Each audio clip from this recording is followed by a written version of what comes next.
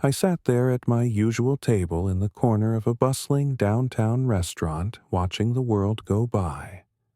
I had always loved the hum of the city, the noise, the chatter, the movement. It made me feel alive. But that evening, something felt off. It all started with the officers. Two of them, all uniforms and attitudes, sauntered in like they owned the place. They were loud, their voices carrying far too easily in the quiet restaurant. I tried to ignore them, focusing on my drink, but they were making it impossible. It wasn't the way they walked or their boisterous laughter that bothered me. No, it was the words they spoke, those sharp, venomous words aimed directly at me. One officer, taller than the other, pointed a finger at my table. "What's the deal with you, lady?" He sneered. "You don't belong here. This is a nice place, not some run-down shack." The other officer chuckled, his voice dripping with mockery. "Yeah, you must be lost, sweetheart. You sure you can afford to sit here?" I could feel my heart beat faster, my pulse thudding in my ears. I wasn't the kind of woman who liked confrontation, but the way they spoke to me with such disdain, it was too much. They saw me as a threat just because of the color of my skin. I had been ignored, disrespected, belittled all my life, but I'd never been humiliated like this in public. I rose to my feet slowly, my hand gripping the edge of the table, steadying myself. The restaurant's guests had gone quiet, all eyes now on me. I couldn't take it anymore. Then the unexpected happened. "Excuse me."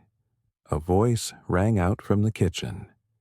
A tall figure emerged from behind the counter chef, Damien Black, a well-known celebrity chef with a reputation for both his culinary skills and his fierce sense of justice.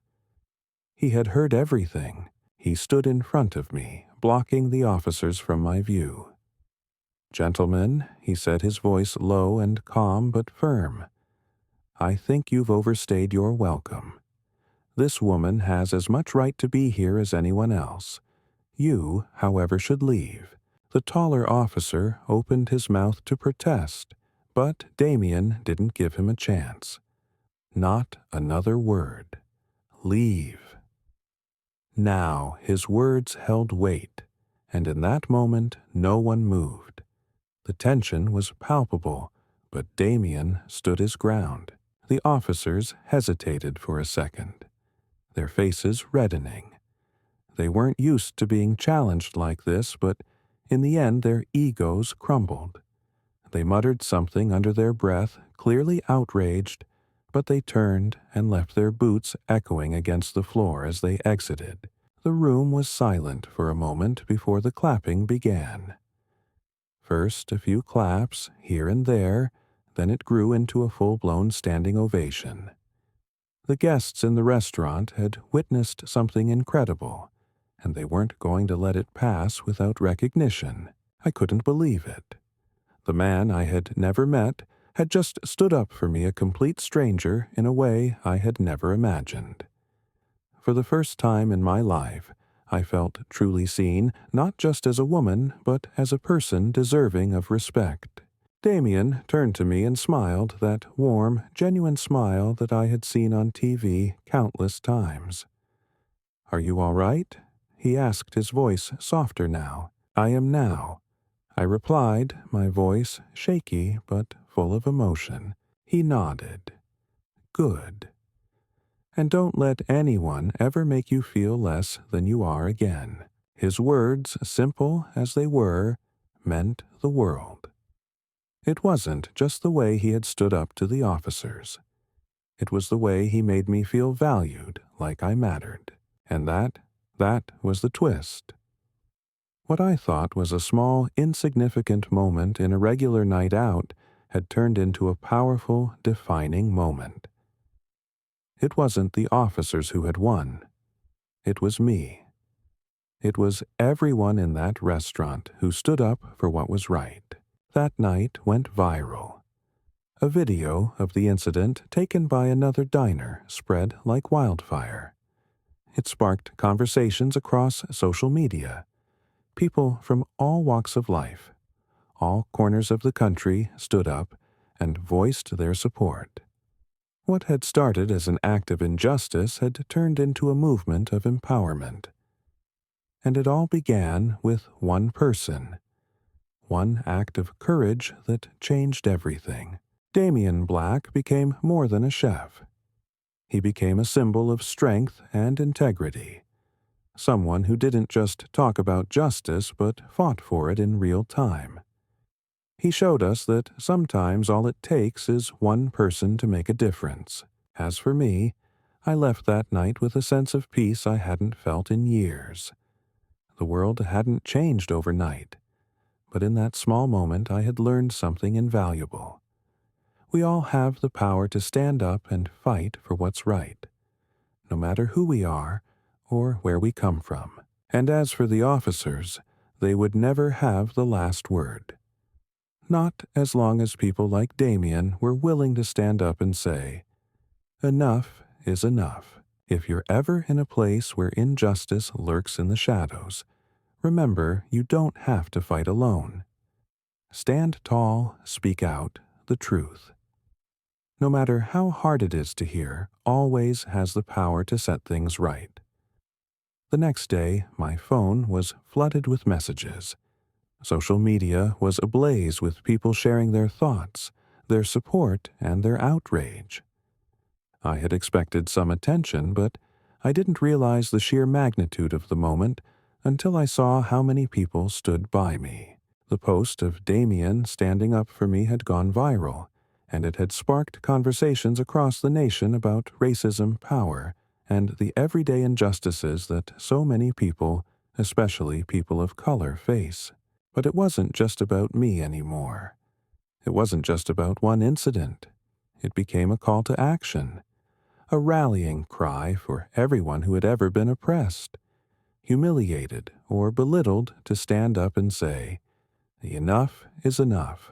I scrolled through the comments, reading the words of strangers who now felt connected to me, who understood my pain. Some were from people who had experienced similar situations, others from those who simply couldn't remain silent anymore. But there were also those who tried to tear us down. They called it an overreaction, a staged publicity stunt, anything to dismiss the truth that was staring them in the face. But those voices were few, drowned out by the overwhelming support that poured in. Then came the phone call. I wasn't expecting it.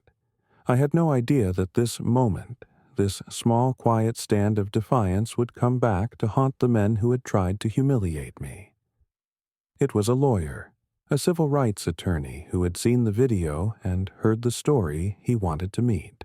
We sat in his office a few days later, the weight of what had happened still heavy in the air. "You've got a case here," he said bluntly, his gaze serious. "We can take this to court. We have grounds to sue the officers for racial discrimination, emotional distress, and public defamation." I felt a rush of emotion, surprise, disbelief, and something else, hope. For the first time, it wasn't just about surviving these moments, it was about fighting back. The officers' actions, their disregard for me, their attempt to erase my dignity could be held accountable.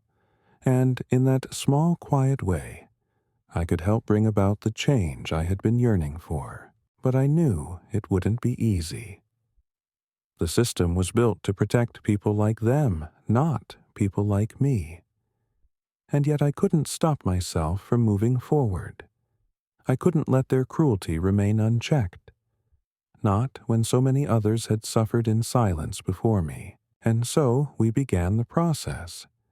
Documenting, gathering evidence, connecting with others who had experienced similar treatment. And every step I took, every piece of paperwork filed, every letter sent, I could feel the weight lifting off my shoulders, even as the path ahead grew steeper. The days turned into weeks, and then the court date arrived. I stood in that courtroom with the weight of the world on my shoulders. Damien was there too, as a witness. His words still ringing in my ears that quiet but powerful moment when he stood in front of those officers protecting me. And then there they were, the officers sitting across from me. They didn't look like they were expecting this. The arrogance they had carried so freely before had faded, replaced by nervous glances and stiff postures.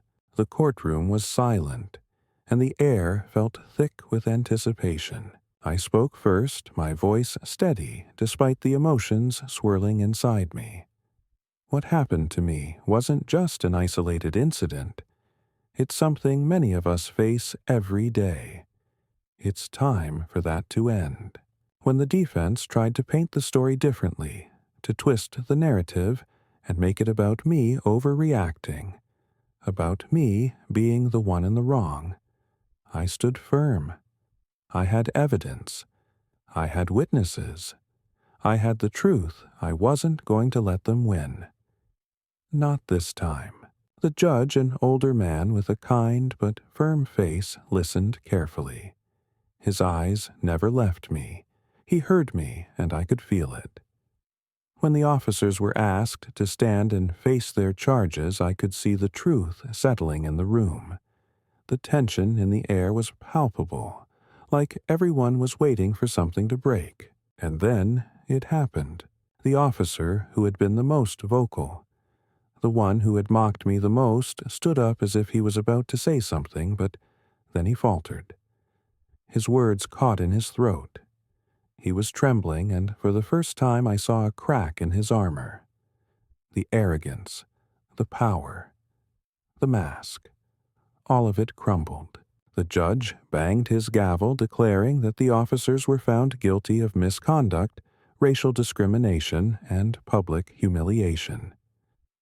The room erupted in applause, and I stood there stunned.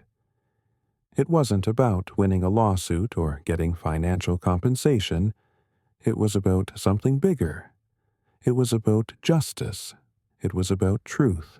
The officers were fired from their positions, their badges stripped away. The community rallied behind me, and the sense of vindication was overwhelming.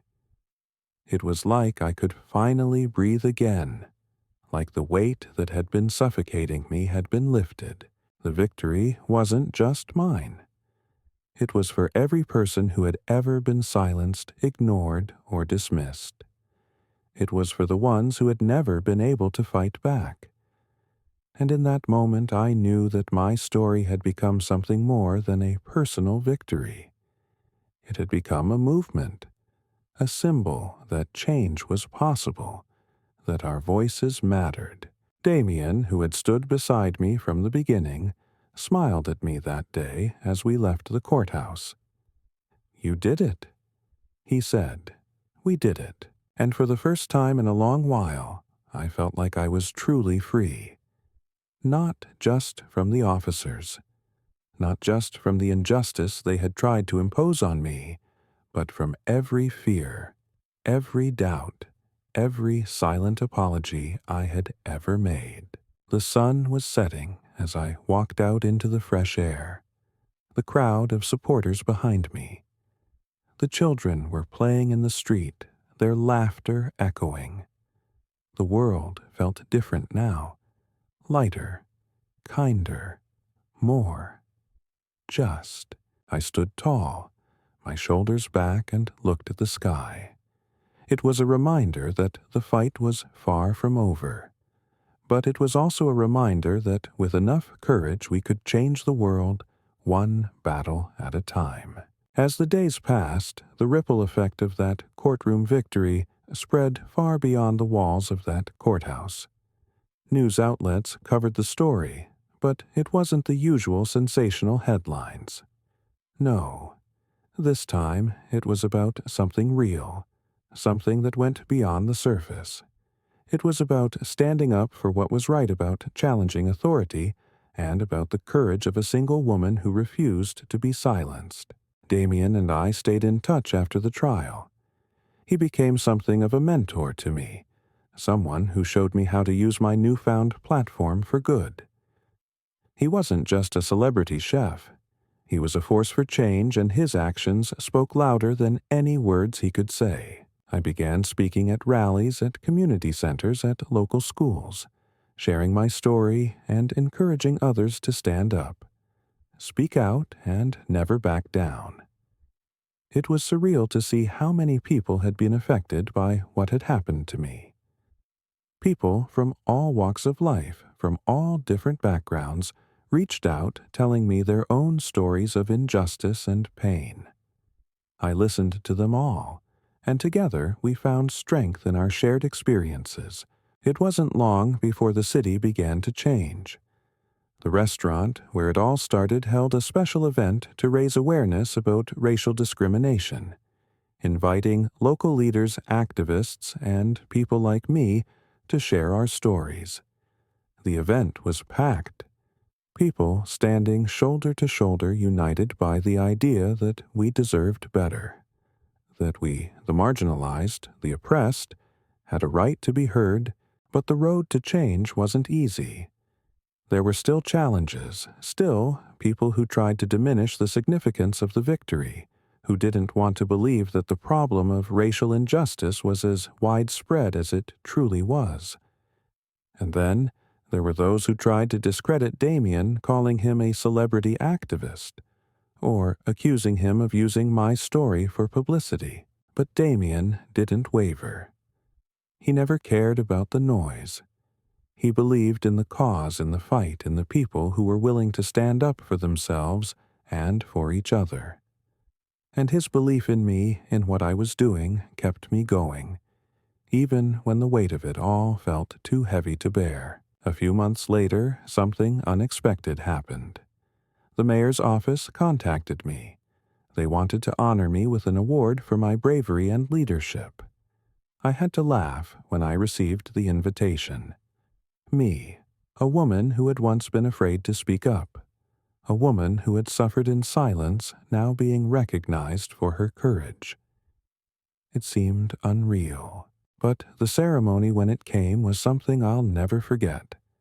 I stood there on that stage receiving the award, my heart pounding in my chest. It wasn't just for me. It wasn't just about one woman standing up to two officers in a restaurant. It was about all of us, all of the people who had fought, who had stayed silent for too long, and who now found their voices. And that was the moment I realized the truth of it all. This wasn't just about me. It wasn't just about what had happened that night in the restaurant. It was about the movement we had started, the way we had ignited a fire that couldn't be extinguished. It was about the change we were all a part of. The mayor stood beside me, shaking my hand. "Thank you," he said, his voice filled with sincerity, "for showing us what it means to stand up to fight and to demand the respect we all deserve." And in that moment, as I looked out at the crowd, at all the people who had come together, the families, the children, the activists, the community leaders, I knew that we were on the right path. It wasn't perfect. It wasn't easy. But we had made a start, and we weren't going to stop now. Damien was there too, of course, standing off to the side with a proud smile on his face. He winked at me as I finished my speech. "You did it," he mouthed. "I couldn't have done it without you." I replied silently, a tear slipping down my cheek. And when the ceremony was over, when the applause had died down, when the cameras and reporters had packed up and left, I found myself standing in the parking lot, looking at the stars above. The world felt different now. Darker in some ways, but more hopeful in others. We had taken a step forward, and that step had the power to change everything. The kids in the neighborhood were playing, their laughter ringing in the air. The streets felt alive with possibility. The birds in the trees chirped as if the world itself was beginning to heal. But I knew this was just the beginning. There would be more battles to fight, more walls to break down, more injustices to address. And I would be there for all of it. With every step I took, I felt stronger, more sure of who I was and what I stood for. Because sometimes change doesn't come with grand gestures or speeches. It comes in quiet moments, in standing up when no one expects you to, and finding the courage to face down your fears and fight for what's right. And in the end, that was what really mattered. It wasn't about the awards or the recognition.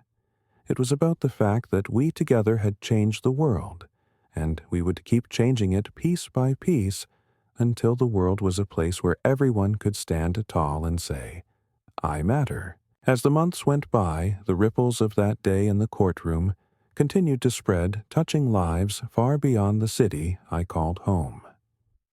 People began to recognize me, and it wasn't always for the right reasons. I was no longer just an anonymous woman sitting in a restaurant. I had become a symbol of resilience, of standing up in the face of injustice, of finding strength when the world seemed determined to knock you down. At first, it felt strange. The attention was overwhelming. People would stop me on the street, thank me for my courage, and share their own stories. I was touched, but part of me still felt like the same woman. I had always been the one who had been humiliated, pushed aside, who had once been afraid to speak up. But now I had found my voice, and it was growing stronger every day. Damien had become a close friend, and we continued working together. He helped me organize community workshops on social justice, where people from all walks of life could come together, learn, and share. I started seeing the world differently, not as a series of isolated incidents, but as a system that could be changed if enough of us stood up and spoke out. But not everyone was on our side. There were still those who clung to their prejudices, their power, their silence. The officers who had humiliated me had lost their jobs, but the resentment they left behind was still there, festering in some corners of the city. One evening, as I was leaving one of our workshops, I was approached by a man I didn't recognize. He was tall, dressed in a dark suit, his face shadowed by the brim of his hat. He looked nervous, almost like he was trying to hide from something, but when he spoke, his voice was calm, almost too calm. "You don't know me," he began. "But I used to work with those officers. I've seen the things they did, the things they got away with. And I can't live with it anymore." My heart started racing. Who was this man? What did he know? "I'm not here to cause trouble," he continued. "But you need to know something. They weren't just targeting you. They were targeting anyone they thought was beneath them, anyone they could push around. I have evidence, proof that they were involved in something much bigger than you realize." The world seemed to stop for a moment. My mind raced with questions. What was he talking about? What was the next piece of this puzzle? "Meet me tomorrow night." He said, "I'll explain everything. But you need to be careful. There are people watching." Before I could respond, he turned and disappeared into the crowd, leaving me standing there, feeling like I had just opened a door to a world I wasn't ready to see. The next night I met him at a small, dimly lit cafe on the edge of town. I wasn't sure what I was expecting, but I wasn't prepared for what he showed me. He handed me a folder filled with photographs, documents, and digital files. As I went through them, my stomach twisted in knots. The officers, the ones who had humiliated me, weren't just part of a small corrupt system. They were involved in a vast network of illegal activities, ranging from extortion to human trafficking, to controlling local businesses through intimidation and bribery. They used their positions to get what they wanted. The man explained, his voice grim. And they did it with the full knowledge that no one would ever question them. I sat there in shock, my hands trembling as I held the evidence. I couldn't believe what I was seeing. These weren't just corrupt cops. They were criminals using their power to destroy lives. And I had unknowingly become a part of their twisted game just by being in the wrong place at the wrong time. "What do we do with this?" I asked, my voice shaking. "We expose them," the man replied, his eyes steady. "We bring it all to the surface, but we need to be careful. There are people who will stop at nothing to keep this quiet." That night, my life took another turn. I was no longer just fighting for my own dignity. I was fighting for the truth, for justice, on a scale I had never imagined. The stakes were higher now, and the danger was real. But I couldn't walk away. Not now. I knew I had to tell Damien. He had become my ally, my strength, and he needed to know what we were up against. When I showed him the evidence, his face went pale. He had always been ready to stand up for what was right, but this was beyond anything he had expected. "We can't back down now," he said, his voice resolute. "This is bigger than us, but that doesn't matter. We fight for the people who can't fight for themselves." The next few weeks were a blur. We gathered more evidence, built our case, and connected with activists, journalists, and lawyers who could help us bring the truth to light. We knew it wouldn't be easy. But as the walls began to close in on the corrupt officers and their network, the tide began to turn. And then one evening, we had our breakthrough. A group of journalists working with us managed to get a recording of one of the officers admitting to his role in the network.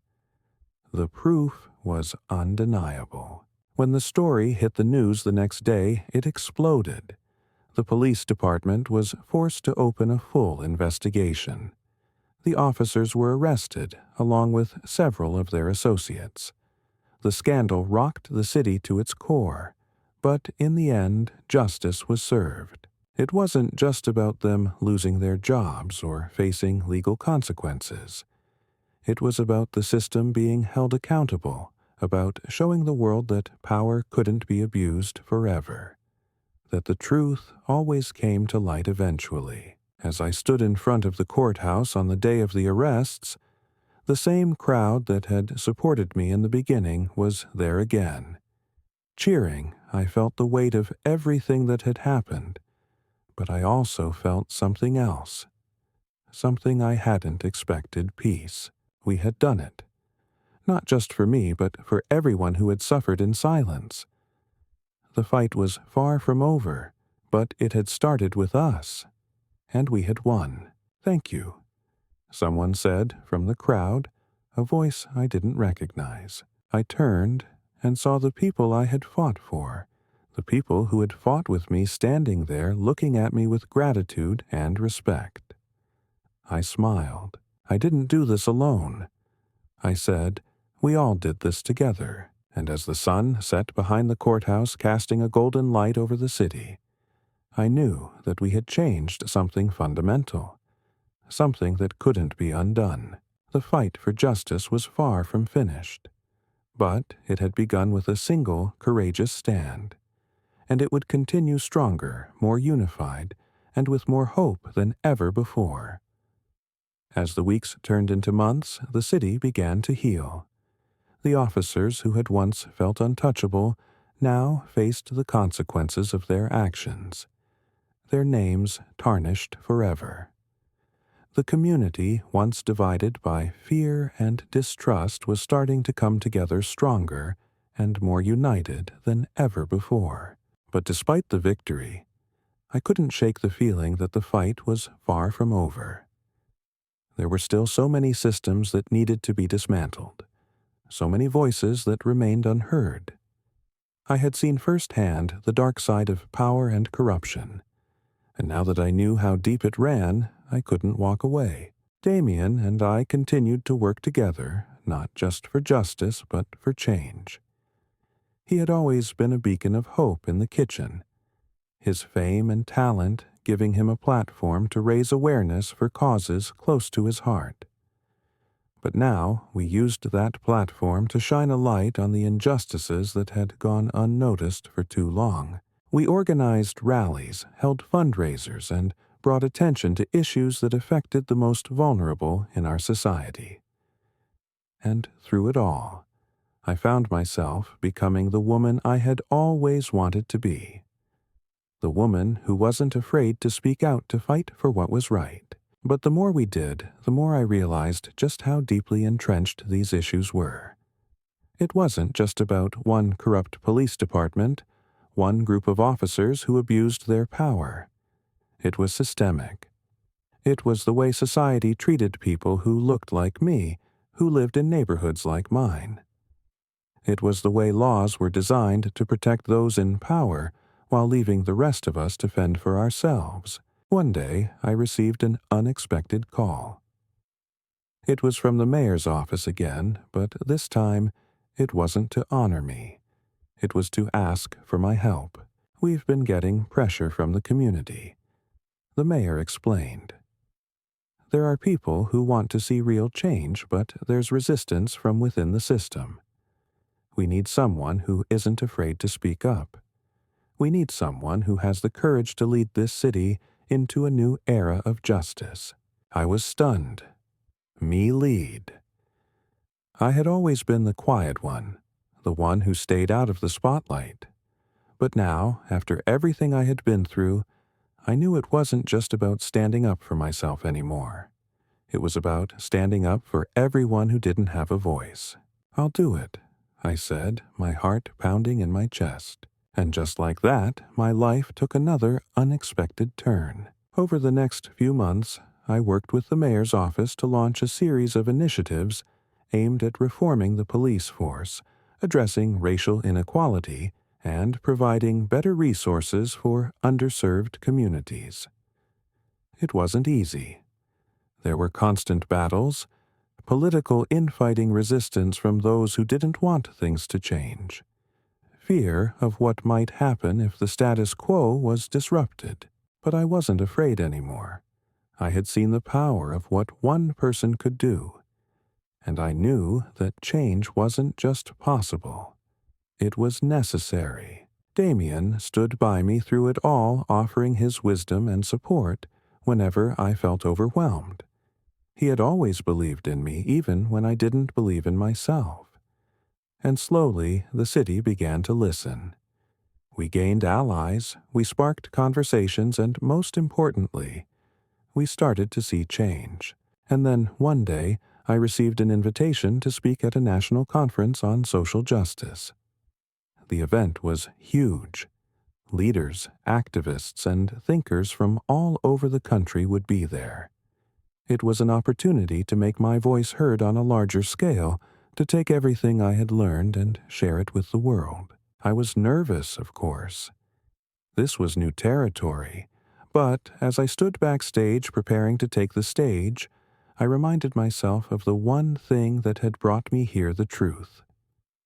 The truth of what I had experienced, the truth of what so many others had experienced, and the truth that it was time for it all to change. When I stepped out into the spotlight, I felt a wave of calm wash over me. The audience was silent, waiting, and I began to speak. I stand before you today as a woman who was once afraid to speak up, a woman who thought her voice didn't matter. But I've learned something invaluable along the way, that our voices, when we use them, have the power to change everything. I talked about the struggles we faced, the systems that oppressed us, and the fight for justice that was far from over. But I also talked about hope. The hope that we could make a difference, that we could break down the walls of inequality and build something better. The crowd was silent as I spoke, but when I finished, the room erupted in applause. And in that moment, I knew that this wasn't just about me anymore. It wasn't even about the city or the police force or the politicians. It was about all of us, every single person who had ever been told they didn't matter, who had been silenced or ignored. It was about giving them a voice. As I left the stage, I was approached by several leaders who were eager to collaborate to support the work I was doing. They saw the potential for real change, and they wanted to be a part of it. But as I walked through the corridors of that conference center, I realized something important. The work was never going to be finished. The battle for justice, for equality, for the right to be heard would always continue. And that was okay. Because with each victory, each step forward, we were writing a new story. A story where no one was left behind. No one was ignored. And everyone's voice mattered. And as the days passed, as the movement grew, I knew one thing for certain: we had only just begun. The fight for justice was a journey that would take time, that would require perseverance, and most importantly, that would require all of us together. And so we kept fighting. Because this wasn't just about changing the laws or the systems. It was about changing hearts and minds. And that I knew was the most powerful change of all. And every time I stood before a crowd, every time I spoke my truth, I knew I wasn't just fighting for myself anymore.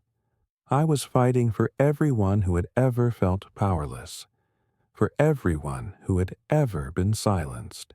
And no matter how long it took, I would keep fighting for them, for us, and for the future. As the months turned into years, I began to feel the weight of the journey settling in. The work was grueling. The nights were long, filled with meetings, strategy sessions, and endless paperwork. The uphill battles against systemic inequality, corruption, and apathy seemed relentless.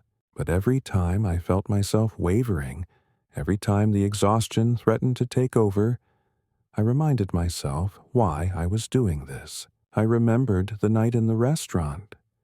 The way those officers had tried to break me, to make me feel small, to make me invisible, and how through the smallest act of defiance I had found my voice. That moment, standing up to them, had not just changed me. It had changed everything, but the road we had embarked on was not an easy one. We fought battles on many fronts. Police reforms were slow. The resistance from those in power was fierce, and there were days when it felt like the system was too big to challenge. But every time I spoke, every time I heard the stories of others who had suffered in silence, I knew we were making a difference. Change was coming, even if it was slow, and we were part of it. Damien continued to stand by me, a steadfast ally in this fight for justice. He had become more than just a mentor.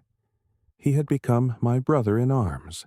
He was at the front lines, not just in the kitchen, but in the community, using his platform to amplify the voices of those who had been silenced for far too long. His efforts had helped bring food to those who had been left hungry by the system, and his influence had gotten resources to the people who needed them most.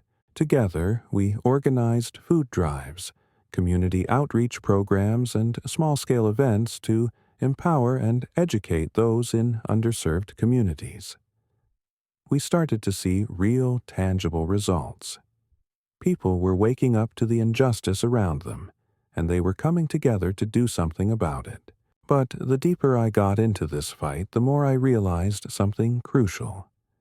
The change we were hoping for couldn't come from one person, or even a group of people alone. It had to come from the ground up, from the communities themselves, from the people who had been ignored for far too long. So we focused on empowering the people. We trained community leaders, held town hall meetings, and set up workshops that taught people how to advocate for themselves, how to stand up against discrimination, how to fight for their rights. It wasn't just about legal battles or protests. It was about giving people the tools they needed to change their own lives, to reclaim their power. And slowly we began to see those changes. More people were speaking out. More people were demanding accountability. The resistance we faced from the system was still there, but it was weakening. People weren't willing to stay silent anymore. They knew their voices mattered, and they were ready to fight for a better future. But even with all the progress, I knew the hardest battle was yet to come. The truth was, as much as we had won in the courtroom and in the streets, the battle for racial justice wasn't just about fixing the system. It was about changing hearts and minds. And that was the hardest thing of all. The prejudices that had been deeply ingrained in society for centuries weren't going to disappear overnight. People had to unlearn their biases, face their own complicity in the systems that had oppressed others, and actively work to be better. It was a painful process for many and one that required constant self-reflection. But it was a necessary one. There were setbacks, of course. There were moments of doubt when it felt like we weren't making enough of a difference, when the hatred and the resistance seemed overwhelming. There were moments when I felt like giving up, like the weight of it all was too much to bear. But every time I felt that way, I remembered why I started this fight in the first place. I thought of the little girl who had been too scared to speak her truth, who had hidden in the shadows of shame.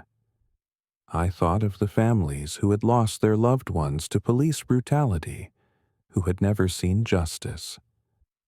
I thought of the people who had been denied opportunities because of the color of their skin, who had never had a chance to succeed, and in those moments when the fight seemed too difficult, I reminded myself that change wasn't easy. It was never going to be easy, but it was worth it.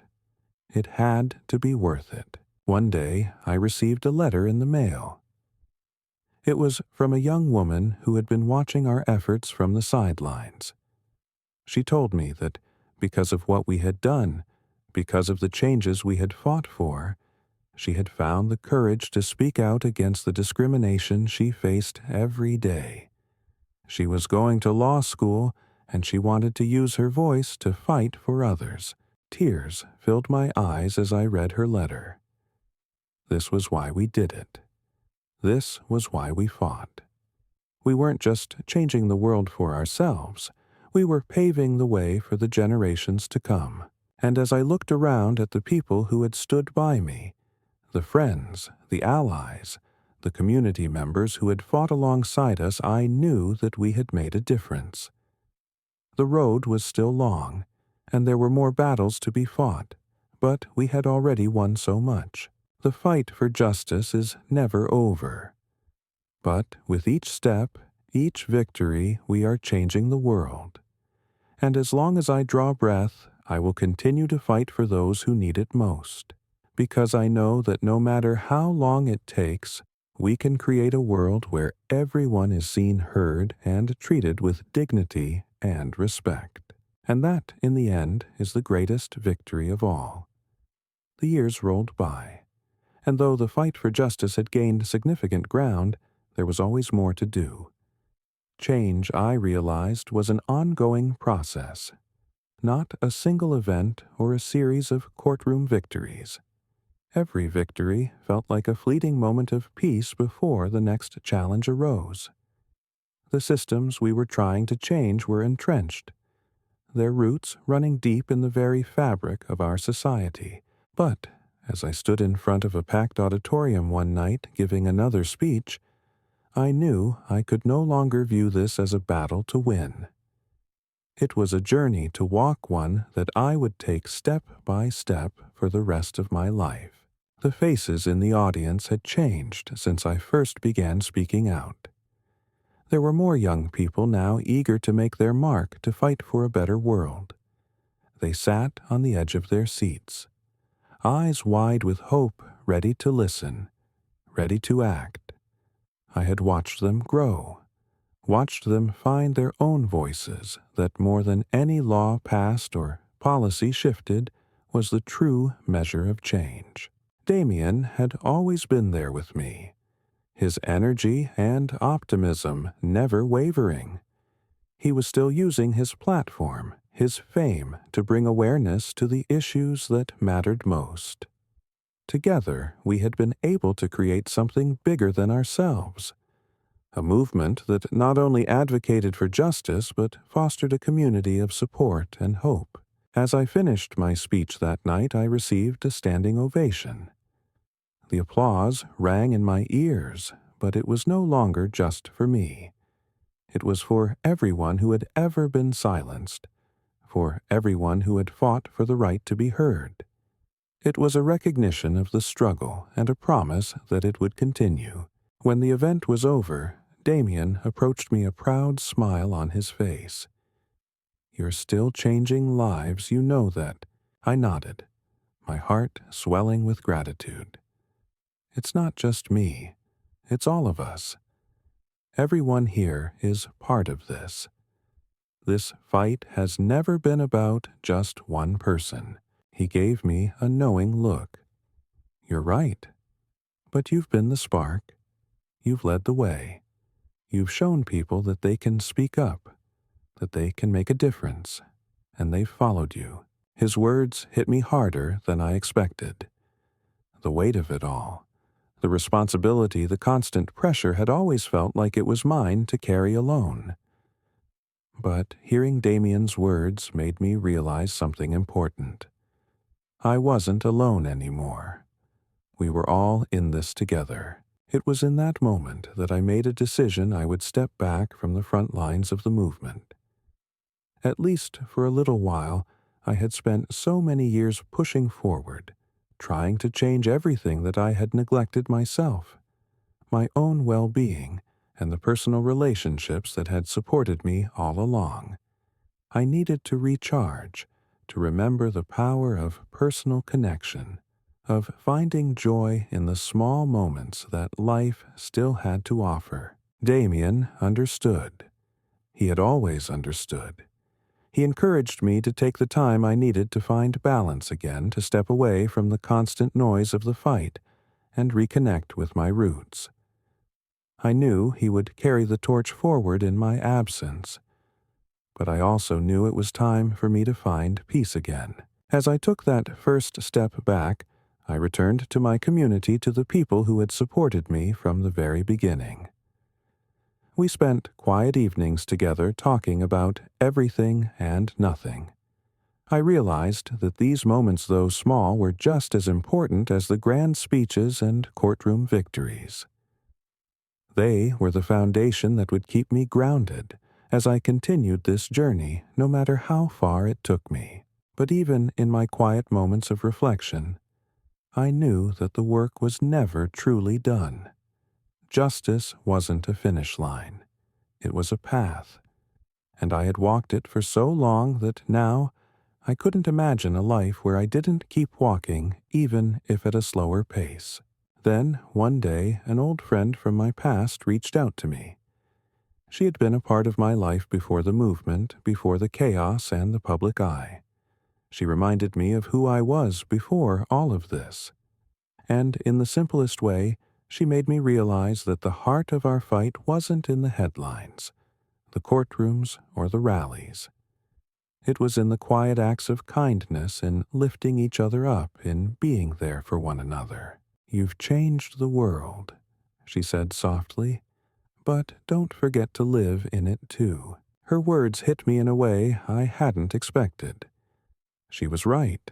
The world needed to change, but I needed to live in it too.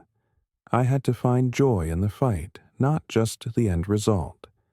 I needed to cherish the moments that reminded me of why I was doing all of this in the first place. The people, the relationships, the connection to something bigger than myself. And so I did. I began to step back into my own life, to reconnect with old friends, to heal the wounds that had been ignored for too long. The work continued, but I started to balance it with the smaller moments, the sunsets, the laughter, the quiet moments with people who mattered most. It was in those moments that I realized how much I had grown. The journey wasn't just about the victories.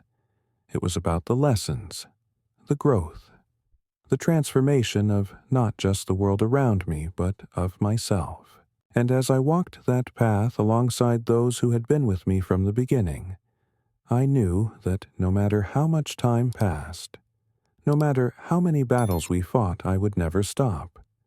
I would never stop fighting for justice, but I would also never stop living for the moments that mattered for the people who made it all worth it. Because the real change, I realized, starts in the heart, and the heart never stops fighting. As I look back on this journey, I realize that it was never just about fighting injustice or seeking recognition. The true essence of it all lies in the connections we make, the voices we amplify, and the love we share in the face of adversity. Life isn't about waiting for the world to change on its own. It's about being the change, no matter how small the steps may seem. We all have the power to stand up, speak out, and fight for what's right. The world may seem like an endless sea of challenges, but even in the darkest of times, there is light to be found in our unity, in our determination, and in our capacity for love and compassion.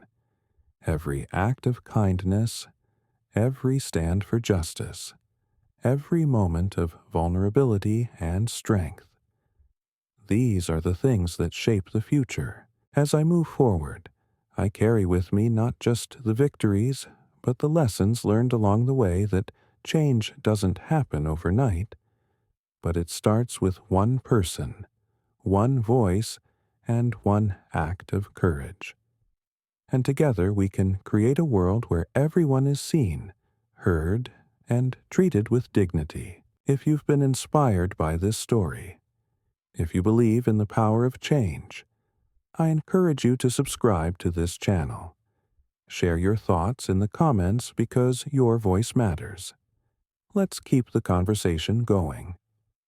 Together, we can make the world a place where justice, kindness, and equality are not just ideals, but reality. Thank you for being part of this journey. Stay strong, stay kind, and never stop fighting for what's right.